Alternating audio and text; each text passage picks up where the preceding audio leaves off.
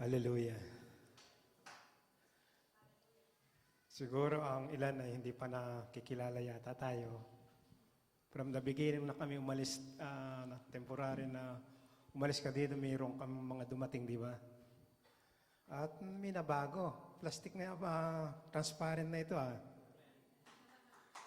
Hallelujah. Okay? Tayo lahat ay tumayo muna. Let's worship our God. Oh, Jesus. Itaas muna natin ang Panginoon to prepare sa salita ng Panginoon. Gladel? Yes, Lord.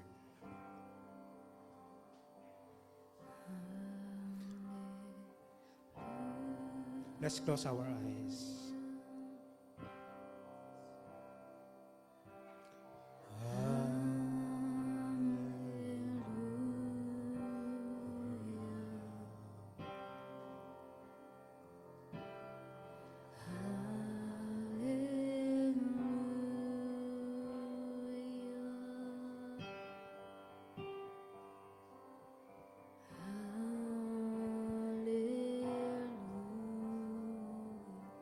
One more time. Raise our hands.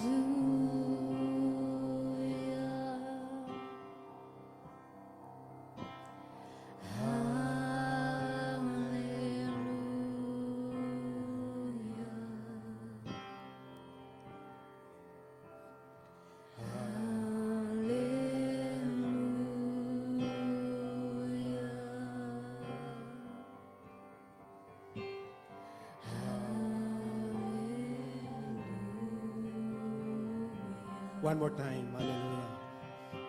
Sing unto the Lord. Hallelujah.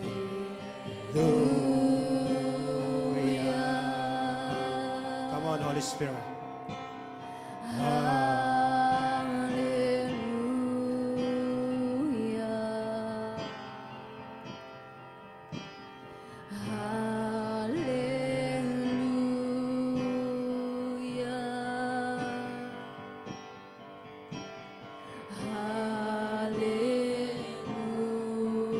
One more time, hallelujah.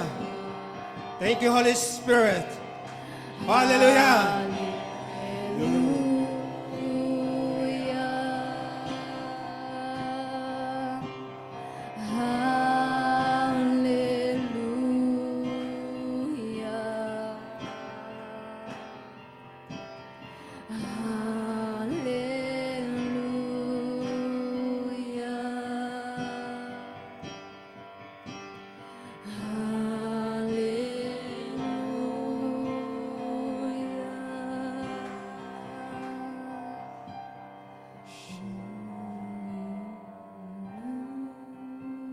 Holy Spirit, thank you, your presence.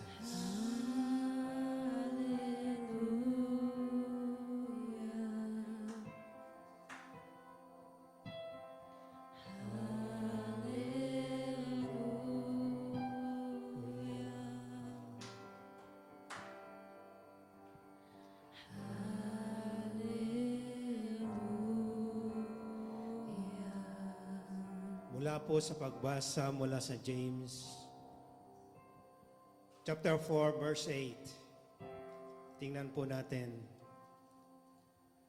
Mula kay Santiago chapter 4 verse 8 verso A sa bandang una. Draw nigh to God and He will draw nigh to us. Ulitin po natin. Draw nigh to God and He will draw nigh to us. Panginoon, salamat po sa iyong salita. Na sa unang gabi na kami mananaig sa pagsamba, pag-unawain mo ang aming mga puso. And the Holy Spirit sovereign sa lugar na ito, sapagkat ang iyong salita ay makapangyarihan. Lukuban kami ng iyong baladugo. And the Holy Spirit is sovereign. Ikaw lang ang kumontrol. At sa bawat isang nandito at laan, ibigay ang buhay. Nandito kami, Panginoon. Kaya salamat po. Purihin ka at dakilain ka. Maging sa buong linggong ito, handa ang aming puso, handa ang aming kaisipan, upang ikaw ay purihin at pasalamatan at pakinggan, upang ilan ang aming sarili, na ikaw ay purihin at sambahin. Purihin ka, O Diyos, sa pangalan ni Jesus. Say Amen! Palakpan natin ang Panginoon. Hallelujah! We give you praise. Makaupo na po tayong lahat.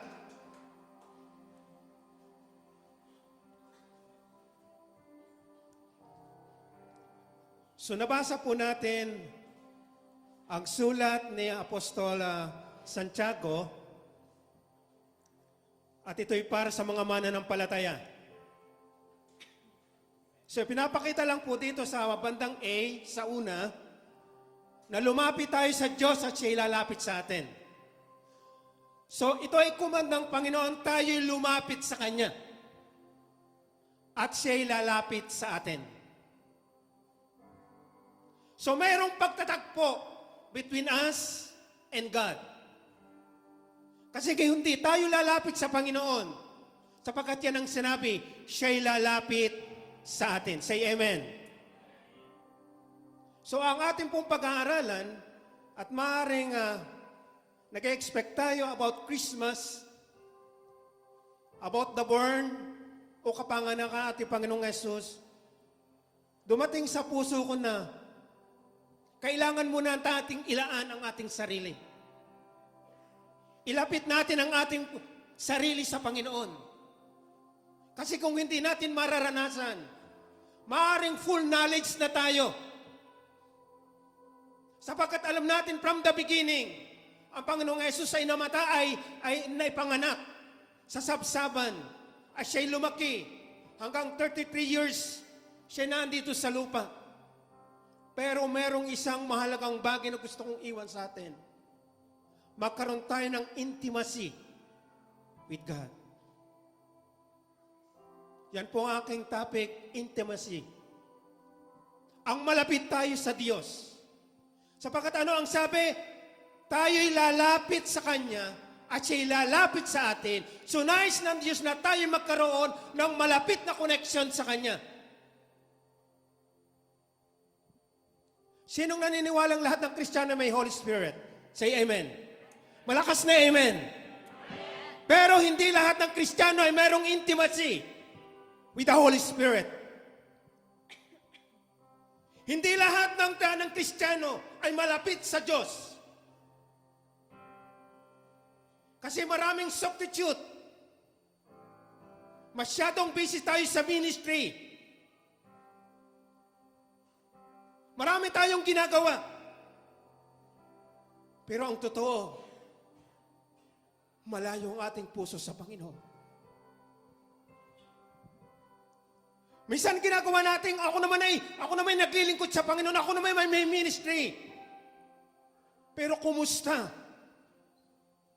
Kumusta yung paglapit natin sa Panginoon? Kumusta yung relasyon natin sa Panginoon? Kumusta yung relationship natin sa Panginoon? Kumusta yung fellowship natin sa Panginoon? Nararamdaman mo bang malapit ka sa Panginoon? So hindi lahat ng Kristiyano ay lumalakad sa Espiritu ng Diyos. Bakit pagkatapos ng simba, hindi natin alam ang kanilang ginagawa? Minsan iba ang attitude. Masasabi mo bang malapit sila sa Panginoon? I pray. Na ang ibig sabihin ng intimacy with God, ito po yung isang malalim na connection po natin. Malalim na karanasan natin sa Diyos na ating manunubos. At ang pagiging intimacy with God ay kailangan ng lakas, kailangan ng panahon, kailangan ng energy, at kailangan ang iyong panahon sa Panginoon. Dumadako lang minsan, kung inyong mapapansin, Minsan ang pagpunta po natin dito ay nagiging ritual. Nagmamadali dahil ako'y usher. Nagmamadali dahil ako'y musician. Nagmamadali dahil ako mayroong activity.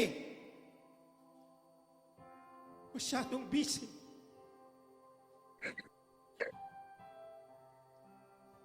Pero kung susuriin ng Panginoon ang ating puso,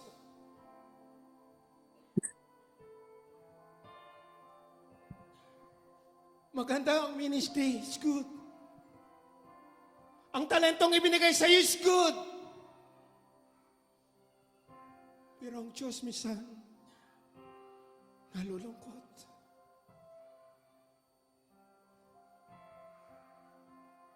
Si Marta, na nasa isang tahanan, dumating ang Panginoon. Masyadong busy. Ay yat ang attitude ni Mary. Gusto pang gambalain ni Marta. Si Mary nakaluhod na, nananaig na sa Panginoong Jesus. Nilapitan pa ang Panginoon. Hindi mo ba sasamahan ako ni Mary? Nais pang gambalain yung pakikipag-communion ni Mary sa Panginoon. Kumusta ka? Ang ibig sabihin at ang number one natin dapat malaman po dito, kailangan pong malaman at suriin po natin ang ating sarili. Sa maraming areas, bilang Kristiyano,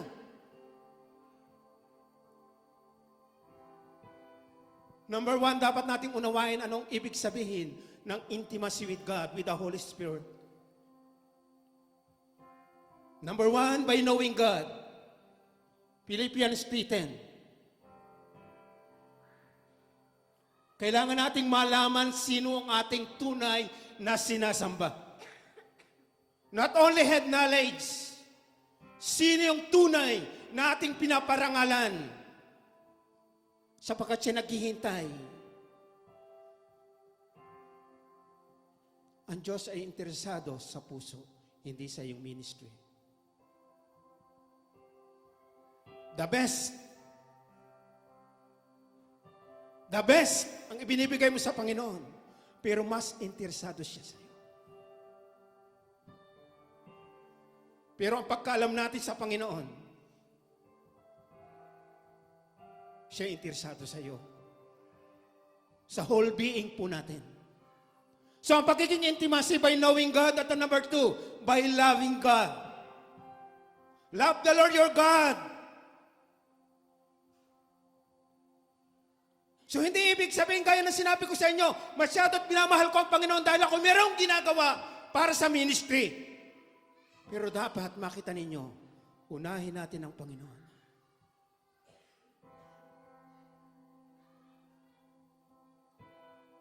Number three, abiding in Him. If you abide in me, and I will abide in you. That is the intimacy. That is the close relationship. Abide in me. He is the vine. We are the branches.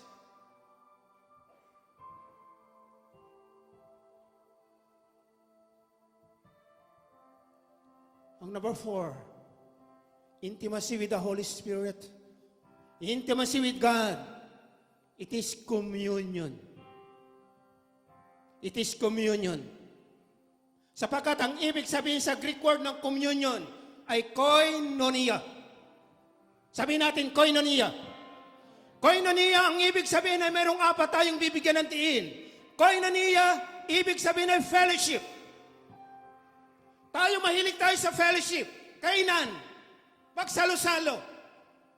Pero kapag tayo mayroong koinonia, kapag tayo mayroong fellowship sa Holy Spirit, nagsasabi ka, kumakain tayong sama-sama. Nagkukwentuhan tayong masaya. That is the fellowship. Kumusta ang fellowship natin sa Diyos. Right? Hindi ibig sabihin umaawit tayo. Maganda ang awitin.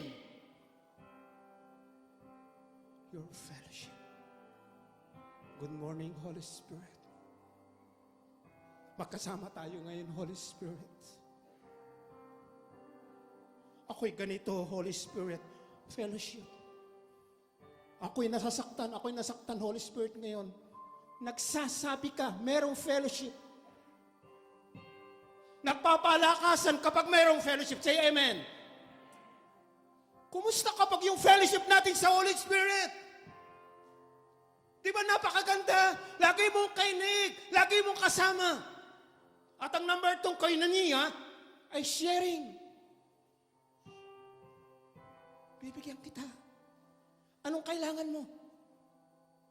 Nag-share ang one another. Di ba? Anong kailangan mo sa Holy Spirit? Anong gusto mong sabihin sa Holy Spirit? Anong kailangan mo sa Holy Spirit? Anong gusto mo sa Panginoon? Nag-share. Ibinibigay. Di ba kapag mayroong sharing? Ay, nandito kami, meron kami sharing. Sinagpo-pour out ka. May sinasabi ka. May pinakikinggan ka rin kasi nagsishare siya. Kumusta ang pakikinig mo sa Holy Spirit?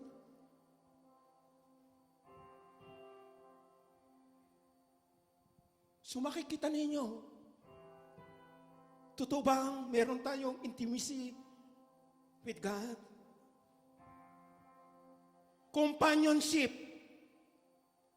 Di ba kapag may amo tayo, accompagnatore. Ibig sabihin, kasama mo lagi kung saan pumunta. Sa banyo, saan man pumunta. Ang Holy Spirit ay accompagnatore po natin. Laging kasama po natin. Ako'y nandito. Nasabi ng ating sinasamahan, nandito ako lagi. Nasasaan ka? Kapag ang Holy Spirit ay sinasabot, ginagalang mo, na-accompanya natin lagi. Kasama natin lagi. Yung ba'y naranasan po natin?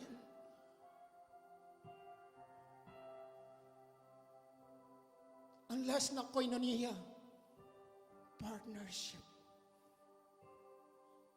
Partnership. Alam mo, kapag mayroong ka-partner, i-raise up ka niya. Salamat sa partner ko, kaaway nang hihina, papalakasin niya ako.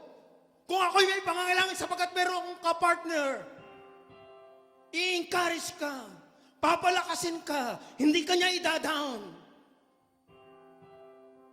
Kapag ang partnership mo ay ang Holy Spirit ang Diyos, ibig sabihin, ipinapakitang malapit na malapit ka sa Panginoon. Dama mo ang tibok ng puso ng Diyos. Yung inuudyok ng Diyos ng Holy Spirit, nararamdaman mo. Kaya lagi kang iiyak sa Panginoon. Sapagkat makikita mong meron kang fellowship. Nagsisharing kayo ng Holy Spirit ng Diyos. At meron laging communion. Diba ang sabi ng 2 Corinthians chapter 13 verse 14, by the love of God the Father, salvation through Jesus Christ, and communion with the Holy Spirit, that is fellowship, sharing, partnership, and companion. Kailangan ko ang Holy Spirit na lagi kong fellowship araw-araw. Kailangan kong ma-share at share, merong ma-share sa akin. Natitinig pa ninyo yun? Gusto ba natin lagi tayong merong laang may kasama? Say amen.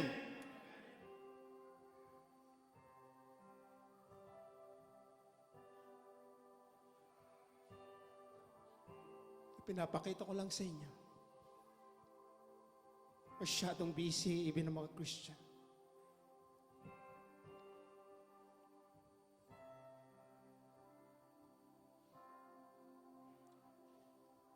So mayroon po ang intimacy with the Holy Spirit. Bakit importante?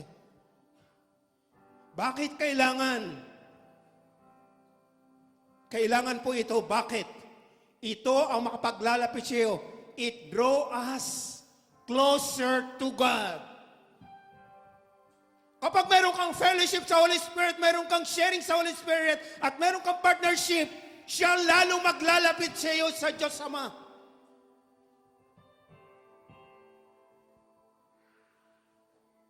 At gusto ko at ang sabi, lumapit ka sa Diyos at siya lalapit sa iyo.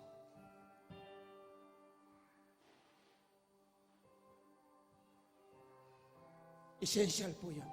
Kailangan. At dahil po sa ganon, ito ang magiging dahilan kung paano kalalago patuloy sa iyong pagiging Kristiyano. The more na malapit ka sa Panginoon, the more na malapit ka sa Holy Spirit, lalago at lalago ka, hindi ka magiging bansot. Uuwi kang masaya.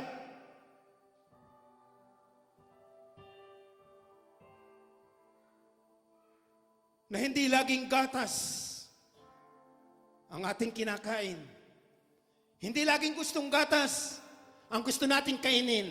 Laging lalambingin-lambingin. Pero kung laging malapit ka sa Holy Spirit, siguradong aangat ang iyong spiritual na buhay. At ito din ang magbibigay sa iyo ng guidance saan ka man pumunta. Kasi marami tayong mga plano. At minsan hindi natin nalalaman yung pala plano natin. Pero kapag malapit ka sa Holy Spirit, sasabihin ng Holy Spirit, huwag kang pumunta dyan. Huwag mong gawin yan. The divine guidance ng Holy Spirit. Kasi malapit ka nga. At isi-share sa'yo ng Holy Spirit. Ganito ang dapat mong gawin.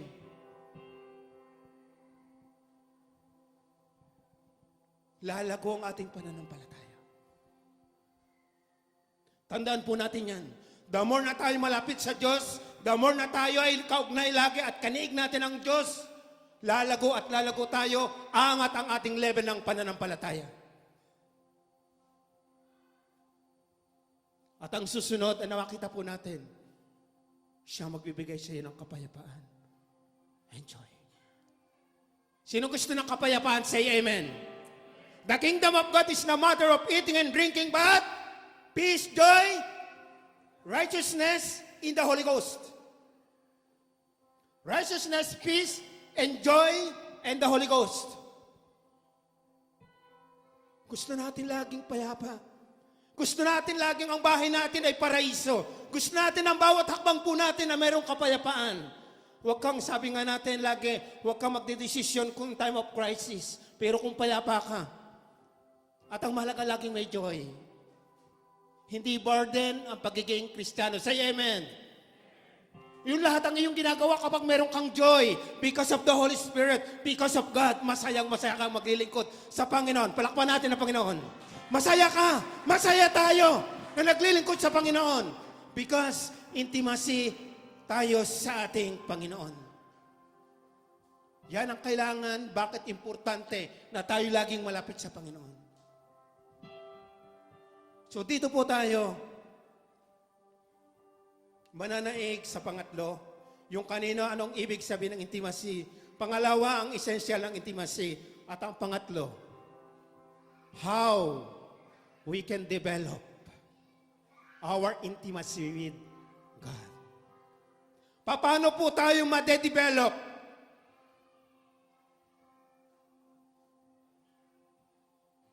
Kailangan kong laging malapit sa Panginoon. Minsan ako'y pupunta lang. Sasabihin natin, pupunta lang tayo sa church, gaya ng sinabi ko. Dahil mayroong obligasyon. Hindi yun ang unang nais ng Diyos. Pumunta ka dito lumuhod. Pumunta ka dito magpuri sa Panginoon. Ang puso ang kailangan ng Diyos.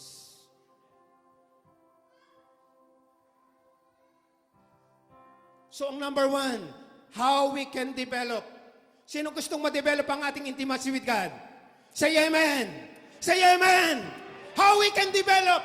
Number one, by repenting our sin. Very simple. Yan ay familiar po sa ating buhay. Hindi natin alam. Kahit tayo nakaupo at nakikinig, naglalaro ang ating isip. May mga bagay patibong ang kalaban. May mga bagay tayong dapat ingatan. Pero kung dumating na sa punto na yon, anong sabi? By repenting our sin.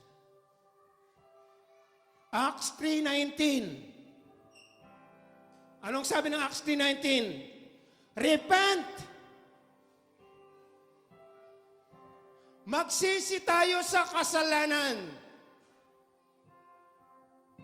Kasi kung nandiyan ang kasalanan, hindi tayo makalalapit sa Diyos. Kasi merong barrier. Paano tayo magkakaroon ng intimacy with God? Kung merong barrier. Ang ibig sabihin ng repentance ay change your mind. Say amen. Change your mind. Repent. So i-change natin ang view. Ako magsisimula ng lalapit sa Diyos.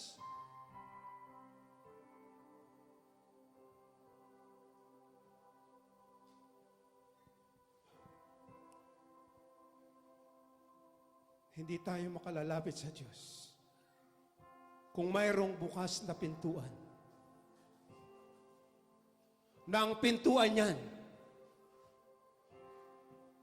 the door of destruction.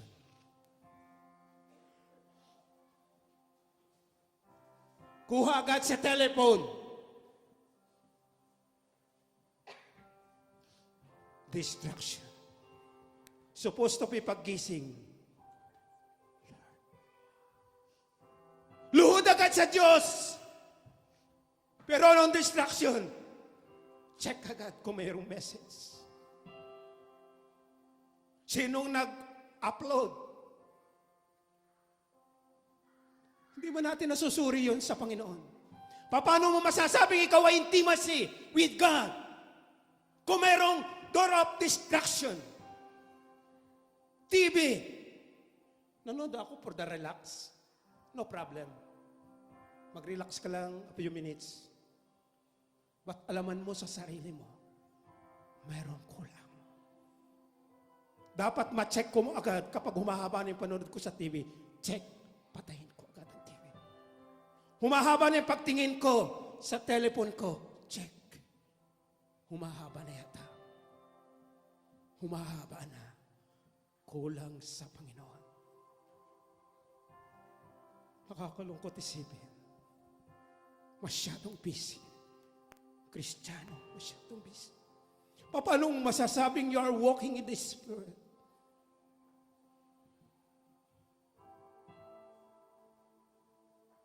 Repent. James 5:16, confess one another. Tungkol po sa pagkakasala ng kapatiran. Sis, patawarin mo ako. Confess one another. Sis, forgive me. Brad, forgive me. Nagsalita ako sa iyo ng ganito. Nakagawa ako sa iyo ng ganito. Please forgive me. Kasi anong sabi ng Panginoon? Hingi ng tawad. Confess one another.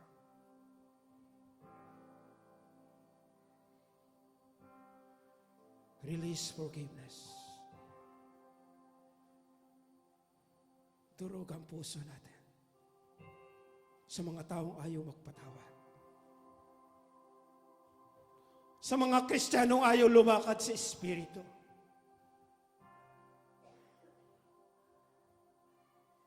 Durog ang puso natin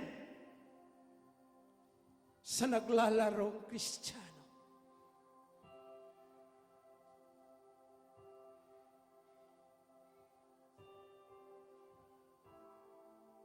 Have mercy.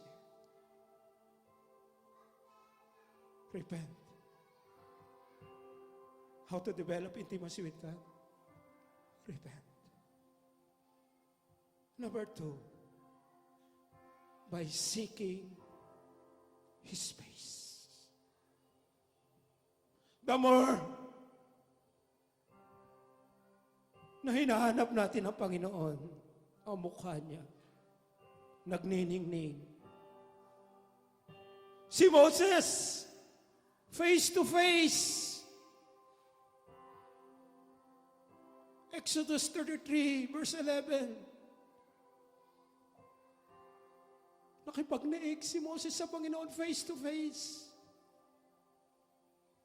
Umakyat siya sa Mount Sinai. 40 days, face to face sa Panginoon. Hinahanap niya ang Panginoon. Si David, Psalms 27 verse 4, one thing I ask, to seek your face. David, King David. And I dwell in the house of the Lord. Hinahanap ni David ang mukha ng Panginoon.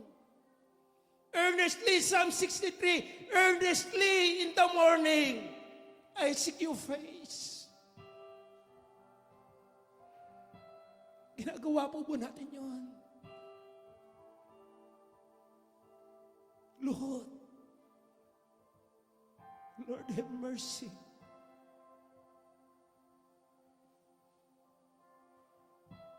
Sapagkat ang paghanap sa mukha ng Panginoon ito ay command. Utos. Sapagkat ano ang sabi? 2 Chronicles chapter 7 verse 14. Kung tumatawag ang aking bayan, mananalangin at hahanapin ang aking mukha. Ipinapakita lang po dito sa verse na ito, hanapin natin ang mukha ng Panginoon. By prayer, through worship, through praising God, through thanksgiving and studying His Word. The more na nagniningning sa iyo ang mukha ng Panginoon, the more nakikita natin, nakikilala natin ang Panginoon, the more nakikita natin ang face niya, ang kanyang attributes.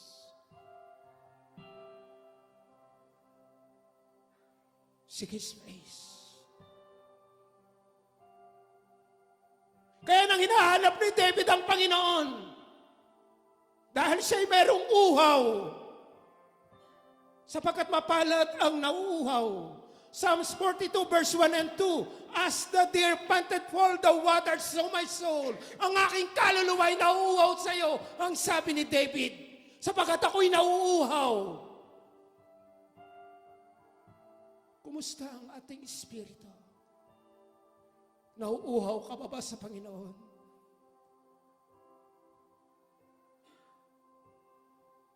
Gusto ng Diyos. Sapagkat ang sino mang nauuhaw ay pupunuin. Matthew chapter 5.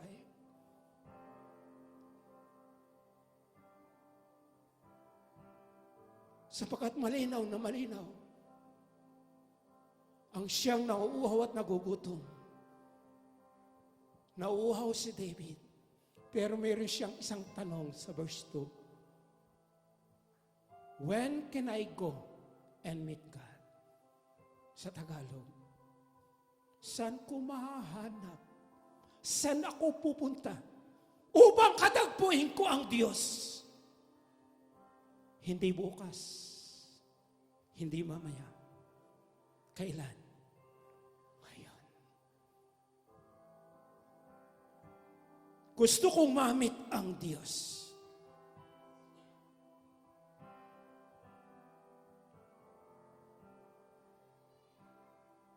Gusto kong mamit ang Diyos. Sapagkat ang mga priests sa Leviticus chapter 6, 12 and 13, aalay sila sa altar. Aalay sila sa altar. Ang altar is a place where we meet God for His glory. Ang altar ay isang place. Dito mo makakatagpo. Sasabihin nyo, hindi lang sa altar, sa bahay ko pwede rin. Pero kung yun ang altar mo sa bahay mo, okay lang. Ang ibig sabihin kung saan mo makakiniig ang Panginoon. Pero ang tanong, when is the time? Hosea 10:12, break up the fallow ground. This is the time to seek God. This is the time. Huwag nating hintayin pa ang bukas. Lord, kailangan kita.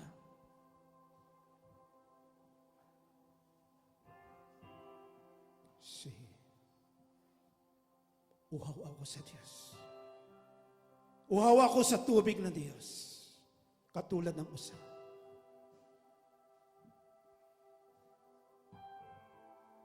Seek His face by seeking His face. Number 3. How to develop our intimacy with God? By surrendering our life. Offer your body as a living sacrifice, holy and acceptable. It is a form of worship. Offer your body as a living sacrifice. Ang ibig sabihin ng surrender sa Hebrew word ay align and arrange oneself. Be consecrate sa alay ng Diyos. Surrender means open your hands and open your heart to God. I surrender all. May mga example po tayong nag-surrender sa Biblia. Si Esther, papatayin lahat ng mga Hebrew. Pero bilang pag-surrender sa hari, if I perish, I perish. Si Job, isinorender niya ang kanyang buhay. Hindi niya maunawaan ang nangyayari sa kanya. Pamilya nawala, kayamanan nawala, katawan mayroong karamdaman. Hindi niya maunawaan. Nanahimik lang si Job and totally surrender to God.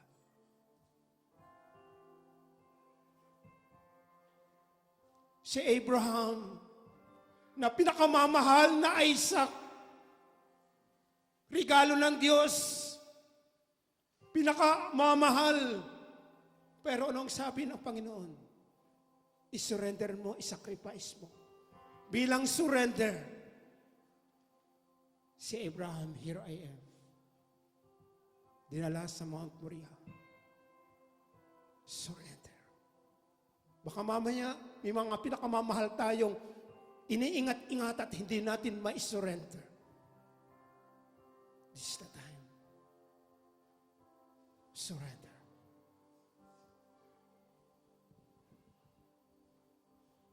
Si Mary, hindi niya iniiwan ang Diyos.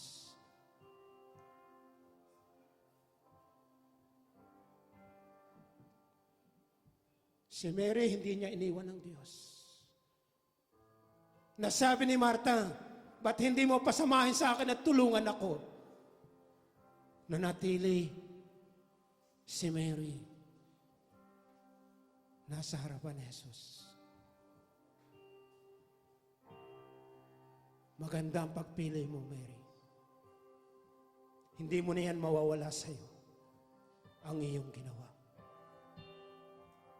Mary choose to be with Jesus.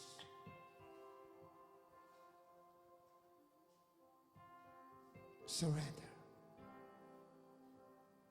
Pero mayroong hindrance sa surrender.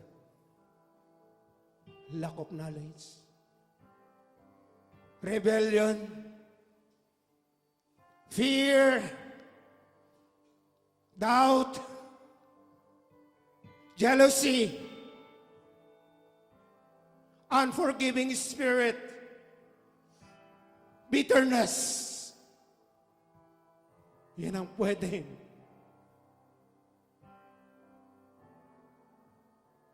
makahadlang sa pag-surrender natin sa Panginoon. Hindi ko na kailangan, that is pride. Pero kung durog ang puso natin ngayon, no matter what, choose to surrender to God. Choose.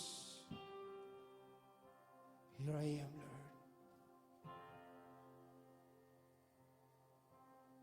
So we can develop by repenting our sin, by seeking His face, by surrender our life, at number 4, by desiring the glory of God.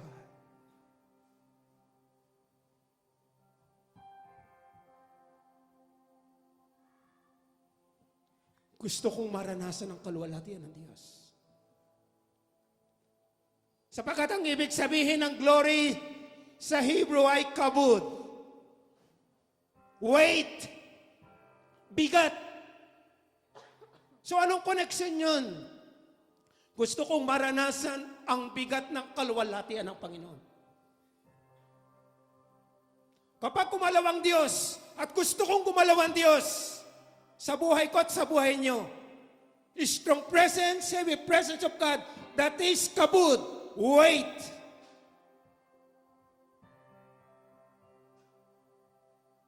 Sa Greek word ng glory ay doxa, brilliant. Brilliant, splendor. Nagniningning. Kaya nang si Moses ay makapagniig ng 40 days and 40 nights sa Mount Sinai. 40 days nakaluklay niya ang Panginoon. Kaugnay niya, kausap niya ang Panginoon sa Mount Sinai. Bumaba siya bayan ng Israel. Nagniningning ng glory ng Panginoon sa kanyang mukha.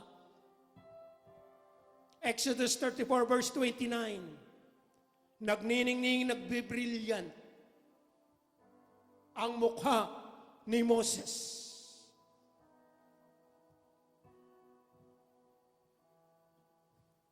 Hallelujah. Siyang Panginoong Jesus sa Matthew 17 verse 2. Kung natatanda natin, ang mukha ng Panginoong Jesus nagliliwanag katulad ng araw. And yet, may three pillars, yung malapit na kaugnay ng Panginoong Jesus, si Peter, James, and John, naranasan nila ang glory, ang shining face of Jesus. Ngayon, para sa ating mga mananampalataya, 2 Corinthians chapter 3, verse 16 to 18. Tingnan po natin anong kaugnayan po natin itong 2 Corinthians chapter 3, verse 16 to 18. Para sa atin po ito. Ano ang sabi? But whenever anyone turns to the Lord, the veil is taken away. Verse 17. Now the Lord is the Spirit, and where the Spirit is, the Lord is, there is freedom. Verse 18. Verse 18. Now, sabihin natin, and we all, who with unveiled faces, contemplate the Lord's glory, are being transformed into His image with ever-increasing glory, which comes from the Lord, who is the Spirit. Nang tayo'y lumapit sa Panginoon, natanggal na po ang veil at ang glory ng Panginoon. Pero ang question, bakit hindi nakikita ang glory ng Panginoon? Ano kaya ang problema? Dapat sa pagkamay pa lang, dapat sa pagngiti pa lang, dapat sa pagsasalita pa lang, kitang-kita ang glory. So desire the glory of God. At makikita mo ang intimacy mo sa Holy Spirit. Sinong merong desire na makita natin ng Panginoon? Say amen. Amen. Tayo ang carrier ng glory ng Panginoon. Hindi yung tagalabas. Ikaw mismo ang nagdadala ng glory ng Panginoon. Dapat mag-reflect ang glory ng Panginoon sa atin. We are the carrier of His glory. Kaya ngayong gagawin ninyo, sambang gabi. That is my desire. The whole until the end ng iyang ginagawa nating sambang gabi. Sa Jesus ang glory ng Panginoon na makita. Walang ibang choice. Ito ang desire po natin. So kailan ano ang sabi ni David? When can I go and meet God? Kailan yun? Now. Sinong may desire na meet natin ang Panginoon ngayong gabi? Ang gagawin lang po natin, tayo lahat tumayo. Ang gagawin lang po natin, lumuhod lang po tayo sa harapan. Ibinigay natin, isurrender natin. Wala tayong gagawin, kundi ibigay mo ang sarili mo sa Panginoon. Lord, basta makipagniig ka sa Panginoon. Taas ang kamay ng gusto, makinig ang Panginoon. Hallelujah. Amen. Oh God, hallelujah. Sino gustong isurrender ang ating buhay sa Panginoon? Say amen. This is the time. Walang pinipili ang Diyos. Madidevelop po ang ating intimacy with the Holy Spirit. Ibigay natin sa altar ang buhay po natin. Come on, lahat po, encourage ko. Habang ang ating music team, ang ating musician, come on, tayo lumuhod lahat sa Panginoon. Gawin natin. Sapagkat na Diyos ay excited sa bawat isa sa atin. Huwag mong tingnan ang iyong kaliwa o kanan. Basta umalaga makapag-niig tayo sa Panginoon. Even kayong mga nasa online. Even kayong mga nakikinig ngayon at nanonood ngayon. Kahit sa inyong kwarto, pwede kayong gawin po ninyo ito. Makipag-niig kayo sa Panginoon. Hallelujah. Raise your hand. Panginoon, tapos na po ang pangangaral. Ikaw na po ang magministeryo sa iyong mga anak na ito. Holy Spirit, take over. Ipakita mo sa kanila, Panginoon. Ang dalangin ko, ang sabi ng Isaiah 63, pwede mong buksan, Panginoon, ang kalangitan at ikaw ay muli ay bumaba. Gagawin niya ng Diyos. Ba't kailangan natin ng uhaw at gutom? Hallelujah, Pastor Randy. Yes, Lord. Hallelujah. Close your eyes. Send your fire.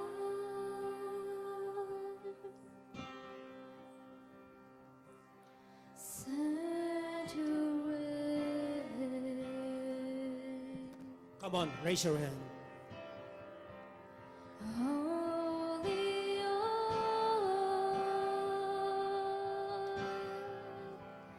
in Jesus' name,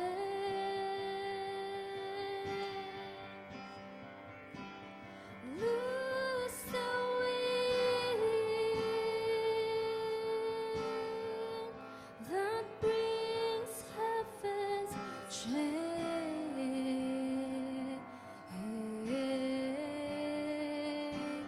Send your fire, send the autumn wind and rain.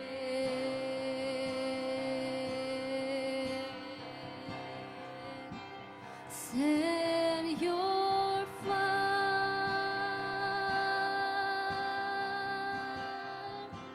send your rain.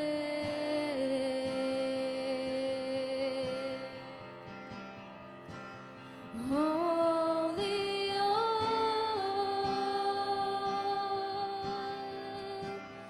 in Jesus' name,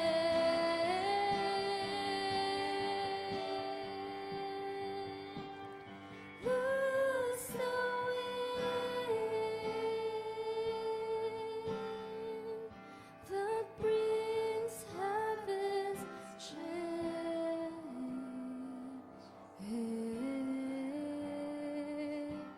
Send your fire, send the autumn wind and rain.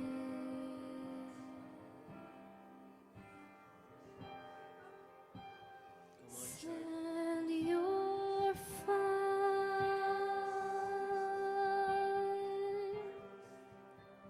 send your Presence of God is in the rain. midst of us. Holy oil, Ang nais ng Diyos sa gabing ito ay magkaroon ng malalim na kaugnayan ikaw sa Kanya. loose the wind that brings heaven's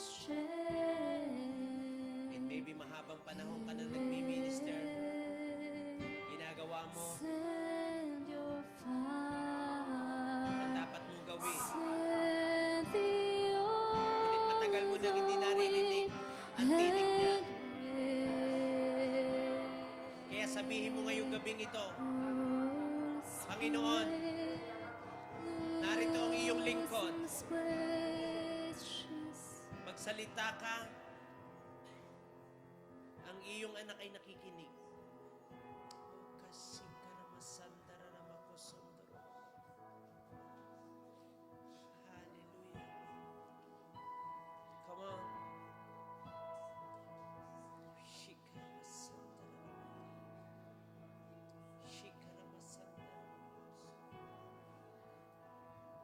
Show me your glory.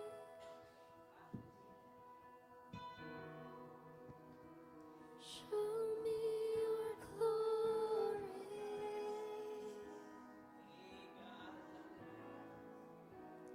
Show me your glory.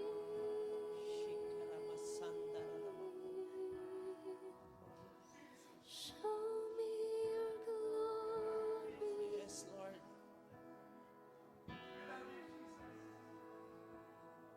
Seek His face. Repent and turn from your sin. Turn to God right now. Surrender your life. Oh God. The Bible is clear.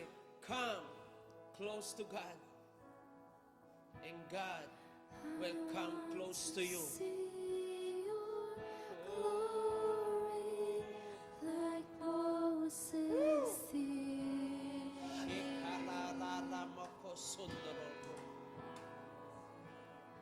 Flashes of light,